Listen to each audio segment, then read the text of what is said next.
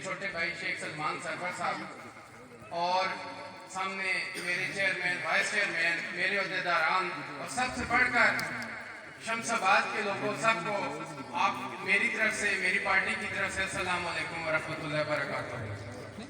मैं बिल्कुल टाइम नहीं लूँगा, मैं कायदीन का एहतराम करता हूँ। उन्होंने आपसे बात करनी है तरक्की के बारे में और बहुत सारे मामलात के बारे में उन्होंने आपसे बात करनी है। हालात क्या चल रहे हैं सबको पता है। अब तो मैं तो कायदीन से भी कहता हूँ कि आप लोगों को मोटिवेट ना करें कि महंगाई है या ये बर्बादी है मुल्क के अंदर, वो आपको बहुत बेहतर तरीके से पता है। आज मैं शमशाबाद वालों को सलाम पेश करने आया हूँ कि जब पाकिस्तान मुस्लिम लीग नून किसी भी प्लेटफॉर्म से आई, आपने उसे वोटों के डिब्बे भर के दिए। मैं आपको सलाम पेश करने आज आया हूँ। मेरे भाइयों, मेरे दोस्तों, बाबर भाई मेरे बड़े भाई हैं, शहीद अवाम के बारे में बता रहे हैं दुनिया से कमजोर है, लेकिन मैं आपको एक बात बताऊं कि जमाने के खुदाओं से टकरा के उन्हें शिकस्त दे दी है। मैं नहीं मानता किसी को कि वो बहुत बड़ा वजीर है, मुशीर है। मैं कहता हूं अपनी यूनियन कौंसिल जीत के दिखाओ तो मान जाएंगे। और उसकी टीम को भी सलाम पेश करता हूं कि जिसने इससे शाना बशाना इसके काम किया है। मैं भाकर यूनियन कौंसिल में जिली सदर होने के नाते जाता हूं, लेकिन शुजा खानजादा की मुकद्दस जमीन पर ये आपको एक ऐसा शख्स मिला है, ये जब तक जिंदा रहेगा ये चेयरमैन ही रहेगा इंशाल्लाह। और इसकी टीम को भी कि जिस तरह मजबूती से कुरैश ने हजूर सल्लल्लाहु अलैहि वसल्लम का हाथ थामा था और उन्होंने रहती दुनिया तक क्या मिसालें कायम कर गए। ताइफ में 13 साल पत्थर खा के लोग नाम हो गए, कोई मुसलमान नहीं होता अपना अज़्म नहीं छोड़ा था। आज ये शहीद अवाम अपने नबी करीम सल्लल्लाहु अलैहि वसल्लम के नक्शे कदम पे चलते हुए आपकी खिदमत सुबह शाम करता रहा है और मुझे उम्मीद है कि आप भी इसे नहीं छोड़ेंगे। शमशाबाद वालों, आपका फिर इम्तिहान है। जिस तरह नवाज शरीफ चौथी दफा इंशाल्लाह वजीर आज़म बनेगा और इसी तरह शहीद अवाम भी चौथी दफा उन्हें यहाँ पे हराएगा। आज ये फैसला हो चुका है। मेरे कायदीन, मैं कहता हूँ उन्हें तशरीफ लाने से पहले मैं अपने कायदीन के लिए एक शेर पढ़ना चाहता हूँ जो तीनों स्टेज पे बैठे हैं। जिस शब्द के शुरू होते हुए कई लोग घिरे थे, ये अंधेरा पोजीशन है। जिस शब्द के शुरू होते ही कई लोग घिरे थे, इस शब्द के अंधेरों में शुजाअत से खड़े हैं ये लोग। आज ये बहादुरी के साथ खड़े आपके सामने, इनकी तख्तियां तोड़ी गई। यहाँ पे मैं शमशाबाद आता तो मैं अपनी घुटनों तक सलवार को ऊपर करता कि कीचड़ कीचड़ होता था। आज नक्शा बदला हुआ है। ये शहीद अवाम शेख आफ्ताब साहब, कर्नल शुजा खानजादा और जहांगीर साहब की खलूस नीयत से आपके लिए काम था। मैं स्टेज छोड़ने से पहले इतना कहूंगा कि मैं झूठ के सूरज से नहीं लाया हूं किरणें, मैं झूठ के सूरज से नहीं लाया हूं किरणें, मैं नूर सदाकत के लिए खुद ही चला हूं। मेरे भाइयों, बहुत शुक्रिया आपका। नवाज शरीफ का साथ दो, नवाज शरीफ का साथ दो, नवाज शरीफ का साथ दो। आपके बच्चे स्कूलों से बाहर ना फिरें, आपके घर में भूख शाम को नंगी आके ना फिरती हो। उनकी तिजोरियां भरी पड़ी और आपके घर में भूख नंगी फिर रही है। नवाज शरीफ का साथ दो ताकि इस मुल्क में अमन और अमान आए और हम बिकाऊ माल दुनिया की नजर में ना हो, सबज पासपोर्ट बिकाऊ पासपोर्ट ना हो। नवाज शरीफ का साथ दो कि आपकी मिलें खुले, आपके बच्चों को कारोबार मिले, आपके बच्चों को नौकरियां मिले। आप, इसलिए मैं पार्टी की तरफ से गुजारिश करने आया था कि इन लोगों को, इन चलती हुए जहाजों को, इन बिकती हुई आवाजों को, इन अदालती कलम वालों को इनका साथ मत दो। अपने कायद का साथ दो, शेख आफ्ताब का साथ दो, कर्नल शुजा खानजादा की जमीन में एक मेरे खूबसूरत भाई जहांगीर खानजादा का साथ दो, शेख सलमान सरवर का साथ दो, शहीद का साथ दो। और ये जो मेरे जितने कौंसलर जहां से तशरीफ लाए हैं इनके शाना बशाना खड़े हो जाओ। शमशाबाद वालों, आपने जीत की बुनियाद रखनी है, आपने कामयाबी की बुनियाद रखनी है, आपने दुआएं करनी है और अल्लाह के फजल करम से हम पूरे अटक में क्या, पंजाब में क्या, पूरे पाकिस्तान में एक बार फिर राज करेंगे। पाकिस्तान जिंदाबाद, पाकिस्तान मुस्लिम लीग नून पाइंदाबाद। जी टाइम बहुत मुख्तसर है हमारे पास। मुकर्रीन की एक बड़ी लंबी लिस्ट थी, लेकिन चूँकि कायदीन ने बात करनी है तो तमाम मुकर्रीन से माज़रत के साथ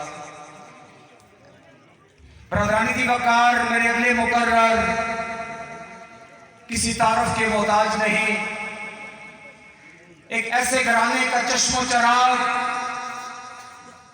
जो बना ही सच की खिदमत के लिए है। सच को, पाकिस्तान को, पंजाब को अगर इस घराने के खून की जरूरत पड़ी तो हथेली पर रखकर पेश कर दिया। अगर इस धरती के नौजवान तालिब इल्मों को वज़ाइफ की जरूरत पड़ी तो अपने घर के जेवर पेश कर दिए। आपकी भरपूर तालियों में सच के गरीबों का शहजादा जालिम खानजादा, देखो देखो कौन आया, देखो देखो कौन आया।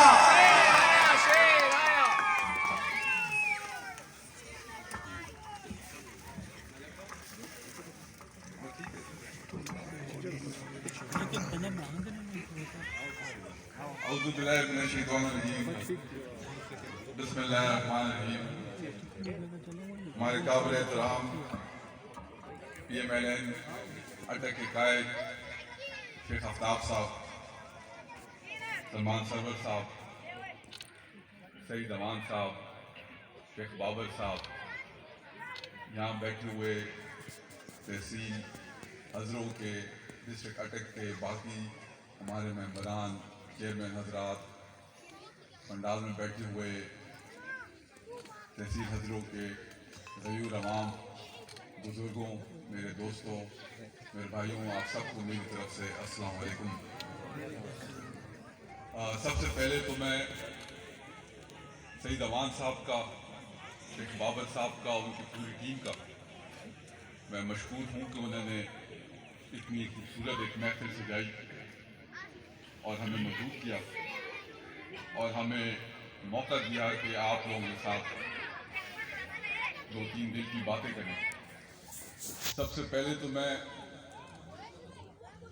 सईद अमान साहब का शुक्रिया अदा करता हूं और मैं समझता हूं कि ये दोनों मेंबरान, चेयरमैन और वाइस चेयरमैन मेरे साथ इधर खड़े हैं, ये हमारी खुशकिस्मती है कि अल्लाह ताला ने इस जोड़ी के सर्कल में हमें वो लीडरशिप अता की जो कि दिल में आवाम का दर्द रखती है और आवाम की खिदमत करना चाहती है। अगर मैं शमशाबाद की बात करूं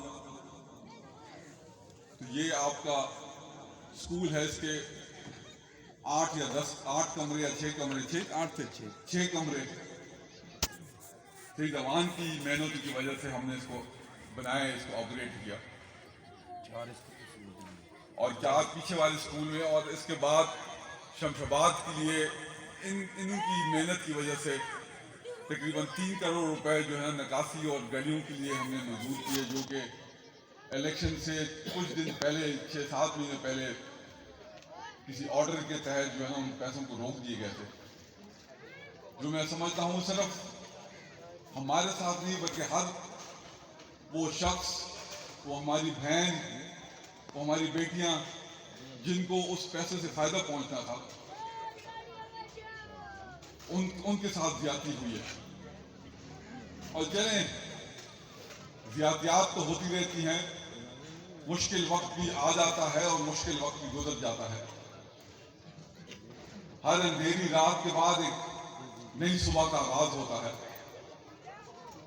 ये जो सब हुकूमत है, इनके भी जो है ना दिन उंगलियों पे जो है ना रह गए हैं। मेरे ख्याल में बहुत जल्दी इनका जो गोली बिस्तर है वो गोल होने वाला है। और मैं समझता हूं कि ये हमारी खुशकिस्मती है कि अल्लाह ताला ने इनको मौका दिया। इन्होंने 22 साल कंटेनरों पे और कहां स्टेजों पे चढ़कर सिर्फ झूठ ही लोगों का, गलत वादे किए, गलत लोगों के साथ कमिटमेंट्स किए और 3-3.5 साल लोगों को पता चल गया है कि इस मुल्क की खिदमत करने वाला कौन है और सिर्फ जो है ना बातें करने वाला कौन है। ये तो भी आप मौका आने दें, चाहे वो बल्दियात हो, चाहे वो जनरल इलेक्शन हो। KPK की हाल आप देख लें, तकरीबन 8-9 साल से उधर उनकी हुकूमत है और बल्दियात में सफाया हो गया है। आज मुझे पता चला है कि जो उनका जो दूसरा मरहला था, जो कि 16-17 को होना था, वो इन्होंने पोस्टपोन करके मार्च-अप्रैल में ले गए, बिकॉज उनको पता है कि उधर भी इनको जो है जूतियाँ पड़नी है। मुझे तो मरियम बीबी का वो याद आता है कि PTI वालों को चाहिए कि जब मैदान में इलेक्शन के लिए मैदान में निकले तो अपने साथ हेलमेट भी लेके निकले, बिकॉज लोगों ने इनको बड़ा पूछना है इस दफा। और भाई ये सईद भाई भी इधर हैं, एक बाबर भी हैं, इनको मैं कहता हूँ कि भाई आपके जो हरीफ हैं इधर, उनको आज ही हेलमेट पहुंचा दो ताकि वो कल ये गिला ना करे कि हमें जो है ना हेलमेट नहीं किया। मेरे भाइयों दोस्तों, लेकिन झूठ की भी एक हद होती है। इस वक्त पाकिस्तान में एक शख्स है जो मैं समझता हूं जिसने झूठ बोलने में PhD की हुई है, और बदकिस्मती से वजीर आजम पाकिस्तान है। मैं बड़ी मिसाल नहीं देता, छोटी सी मिसाल आपके सामने रखता हूं, आगे फिर फैसला आप करें। ये कंटेनर पे चढ़कर चीखे लगा लगा के, गले फाड़ फाड़ के कहता था जंगला बस, 60 अरब रुपए पे जंगला बस लाहौर की इन्होंने बनाई है। 60 अरब रुपए इन्होंने कौम का जाया किया है। 60 अरब रुपए ये खा गए हैं। 60 अरब रुपए 60 अरब रुपए जो है ना इन्होंने सड़कों पे लगा दिया। कल जब हमारे इजलास था, असेंबली में सवाल आया और ये इसका जवाब देते हैं जो वजीर ट्रांसपोर्ट है, उनसे सवाल पूछा गया कि ये मेट्रो बस कितनी लागत इस पे आई और इसमें कितने लोगों का फायदा डेली होता है। अच्छा, ये जवाब असेंबली फ्लोर पे जो सूबाई वजीर ट्रांसपोर्ट है वो देते हैं कि मेट्रो बस पे जो कि शहबाज शरीफ की जेर निगरानी बनी, टोटल खर्चा जो हुआ 29 अरब रुपए था। ये वजीर ट्रांसपोर्ट के जवाब देते हैं और इनके प्राइम मिनिस्टर साहब कंटेनर पर चढ़ के क्या कहते थे, 60 अरब रुपए। अभी आके जवाब दें कि भाई इन्होंने गलत बयानी की, इसका जवाब दें। इस मेट्रो से तकरीबन 1,30,000 लोग डेली सफर करते हैं और स्टॉप टू स्टॉप किराया जो है वो 30 रुपए है। तो इस तरीके से 20-22 साल गलत बयानी करते रहे कि हम पेट्रोल सस्ता कर देंगे, यहां बिजली सस्ती होगी, यहां मुश्किलात आसान होंगी। आप बैठे हैं सारे, आप खुद अपने आप से सवाल करें कि इन 3-4 सालों में क्या आप लोगों की जिंदगी बेहतरी हुई है या खराब हुई है? क्या आप लोगों की मुश्किलात में बेहतरी आई है या मुश्किलात मजीद बढ़े हैं? क्या महंगाई खत्म हुई है या महंगाई बढ़ रही है? क्या हमारे जो बच्चों की तालीम है उसका मेयार अच्छा हुआ है या खराब हुआ है? जवाब आपका ज़मीर आपको देगा और इसी जवाब पे आपने आगे फैसला करना है। मेरे भाइयों, आगे इस वक्त इन्होंने मुल्क को IMF के हवाले कर दिया है। हम सब इस वक्त IMF के गुलाम हैं।